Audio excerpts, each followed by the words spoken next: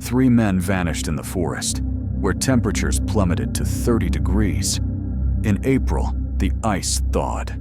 Their bodies surfaced, along with a mystery that has never been solved. I am Detective Johnny, the one who specializes in reopening mysterious and horrifying cases. And this is a true story, a murder in the Oregon wilderness. During Oregon's brutal winter, where mountains were draped in white snow and pine forests stood like cold, silent walls, the minus 30 degrees Celsius chill seeped into every fiber, making blood feel as if it had stopped flowing. In that desolate landscape, on a day in early 1924, 3 men, hunters, companions, or perhaps secret keepers, suddenly vanished without a trace. They had set up camp near Lava Lake, where the surface was frozen dozens of centimeters thick, and it seemed they were swallowed by this icy wilderness itself. 3 months later, as spring began to knock on Oregon's mountain ranges, a horrifying discovery was made. The bodies of all 3 men were hidden deep beneath the frigid ice of Lava Lake. The bodies were bound, showed signs of torture, and had been thrown into the lake as if someone wanted to erase all evidence. There were no clear clues, no witnesses, no apparent motive. Only the cold silence of the old forest and the thick ice seemed intent on concealing the truth. Who killed them? And why? It's a true case. But for nearly 100 years, it has remained an unsolved mystery. In December 1923, as snow began to blanket the Oregon mountains, 3 men ventured deep into the Deschutes forest, carrying tents, hunting rifles, food, trapping gear, and giant snowshoes. They set up camp by Little Lava Lake, a cold, isolated place. No phone, no radio signal, no neighbors for tens of miles. Only trees, white snow, and deadly silence surrounded them. Edward Nichols, 50 years old, the oldest in the group, was a seasoned hunter. In trapping circles, he was seen as an icon, calm, quiet, and capable of surviving months in the brutal wilderness without flinching. Locals called him the Old Man of the Snow. Roy Wilson, 35 years old, a mechanic from a nearby small town. He wasn't particularly remarkable, but was gentle, likable, and rarely made enemies.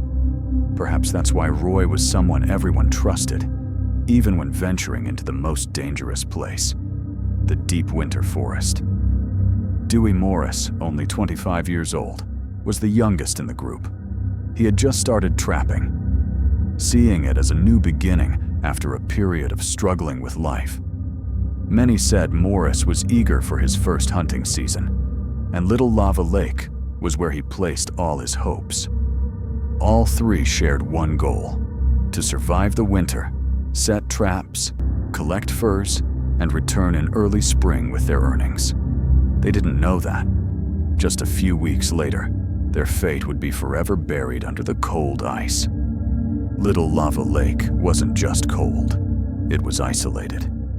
It was eerily quiet. And in that snowy expanse, someone was lurking in the shadows.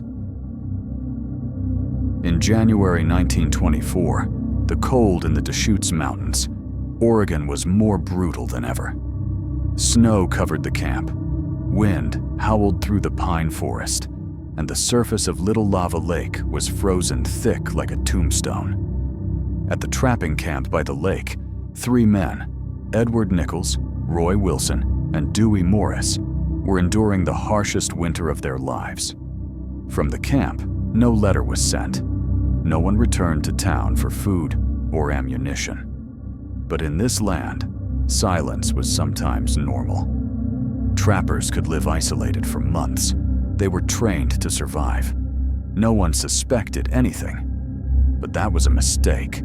A few weeks before they vanished, other hunters who passed through the area recounted. They saw a cook stove light up in the tent at midnight, then suddenly extinguish, as if someone put it out in the darkness. Once, someone found strange footprints around the camp, but they vanished abruptly in the forest snow, untraceable. And then, a few days before the group of 3 went missing, a strange letter was sent back to town, the handwriting confirmed to be Dewey Morris's. In the letter, he wrote briefly, "Something is wrong. I'm not sure. Maybe it's just paranoia. But we hear footsteps. At night." That was the last letter from the Lava Lake camp. But then, winter began to melt. In late April, another hunter walking along the little Lava Lake area saw something that sent chills down his spine. Despite the spring sunlight already peeking through the snow, the small wooden boat, belonging to the missing trappers, was drifting, unmanned, near the lake's edge. A bizarre and unusual sight, because professional trappers never let a boat drift freely, especially not in winter. Approaching closer, he realized something more horrifying. Beneath the melting ice, near the boat, a dark object lay motionless.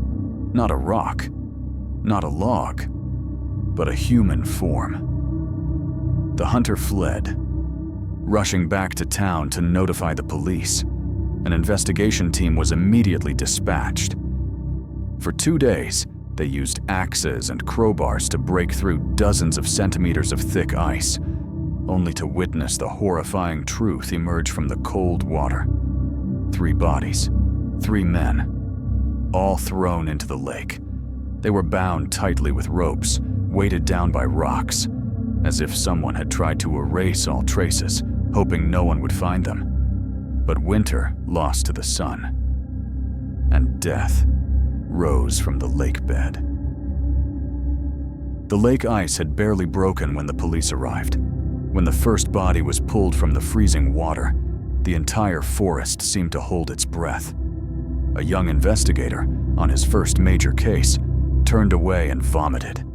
The victim's eyes were wide open, despite being frozen for months.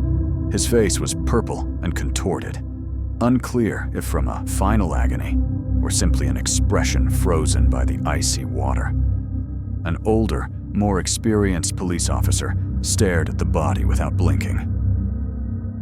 He murmured softly, "We didn't just find a corpse. We've touched a curse."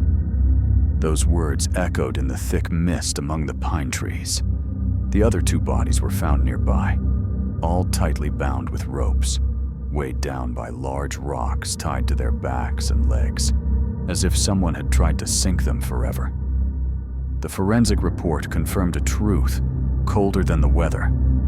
All 3 victims, Edward Nichols, Roy Wilson, and Dewey Morris, were shot at close range in the head or chest with a handgun. Not only that, they were also attacked with a blunt object, broken bones, fractured skulls, signs of multiple severe blows to the back of the neck, possibly with a rifle butt, an axe, or a large piece of wood.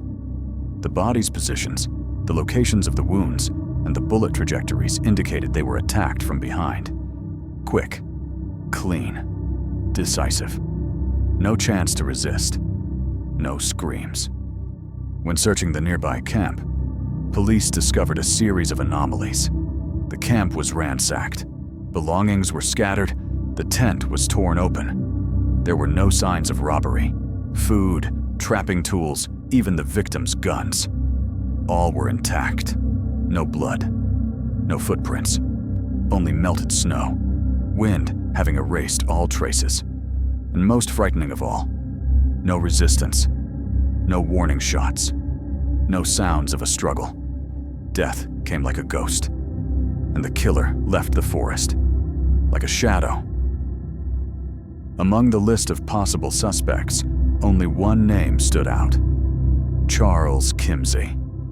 A solitary, eccentric man, he roamed the Oregon wilderness. No one knew where he came from, only that he often appeared suddenly and vanished like a ghost. The previous winter, Charles had often lingered around the victims' camp.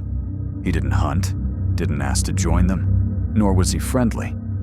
He just sat there at the edge of the forest, staring at the camp like a predator stalking its prey. Edward Nichols, the oldest in the group, had once driven Charles away from the area, telling him he wasn't allowed to hunt there. Kimsey flew into a rage. He uttered a chilling threat. "I'll kill you if you ever chase me away again." That statement was heard by another hunter and later became crucial evidence in the investigation. But by the time police tracked down Charles, he had long left the little lava lake area. The problem was, there was no physical evidence connecting Kimsey to the case. No one saw him at the scene. There were no traces, letters, or weapons. He had the time and motive, but lacked the key link. And remember, Charles Kimsey was not an easy man to control. In the 1950s, nearly 30 years after the Lava Lake case, he was arrested for a serious armed kidnapping in another state. The identity matched. Violent behavior. A true psychopath. Police once again interrogated him about the old case.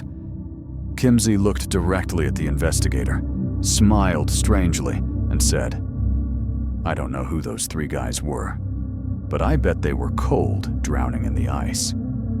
He didn't confess, didn't deny, didn't tremble. Charles Kimsey died in a mental hospital a few years later, taking all the secrets, if any, of what happened in the winter of 1924 with him. To this day, he remains the only suspect the police ever had. But the Lava Lake case file, though thick, still has no page that reads, "Investigation closed." That case remains open. A psychopath lived freely in the white snow, a mystery that has slept for over a century. More than a century has passed since the 3 bodies were found beneath the frozen ice of Lava Lake. No witnesses, no weapon, no confession, and notably, no one was ever convicted. The case became a ghost in American criminal records, a lingering question mark in the deep forest, where ice and snow tightly guard unspoken secrets. I am Detective Johnny, the one who specializes in reopening mysterious and horrifying cases, and these are the theories I've put forth. Theory 1, internal conflict. 3 men, living together in a tent in the freezing forest for months. Could a quarrel have broken out? An argument over alcohol, money, furs, escalating out of control? One person shooting 2 others dead, then desperately hiding the bodies before committing suicide. But no gun was found at the scene. There was no sign to suggest a suicide, and every body was weighted with rocks, sunk deep into the lake. Cold, careful, as if premeditated. Not like a sudden outburst of rage, more like an execution. Theory 2, a wandering killer. The Oregon wilderness in the 1920s was a wild world. No law, no control. No one could know who lived deep within it. A stranger, nameless, faceless, roaming among the snow-covered pines. He could have stalked the 3 men for days, lurking like a ghost. Then, on a silent night, he made his move. Quick, silent, leaving no trace. A cold-blooded robber, a psychopath escaped from an asylum, or just the nameless shadow of the deep forest?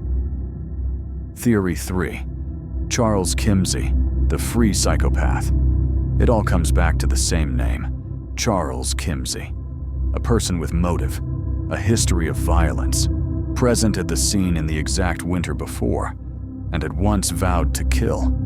He knew the terrain well, knew the camp's routine, and possessed the madness to do what no one else dared. But, as known, Kimsey never confessed, was never arrested for this case, and until his death, he remained a mystery. A hunting camp, 3 dead bodies, no answers. The Lava Lake case, even after 100 years, still cannot be closed. Perhaps someone out there still knows the truth, or the truth is still sleeping beneath the cold ice, waiting for one last spring to surface. What do you think truly happened in that freezing wilderness that year? A murder? A curse? Or something even more terrifying? Share your thoughts in the comments below. And if you want to keep exploring unsolved mysteries, don't forget to like and subscribe. There are still many ghosts from the past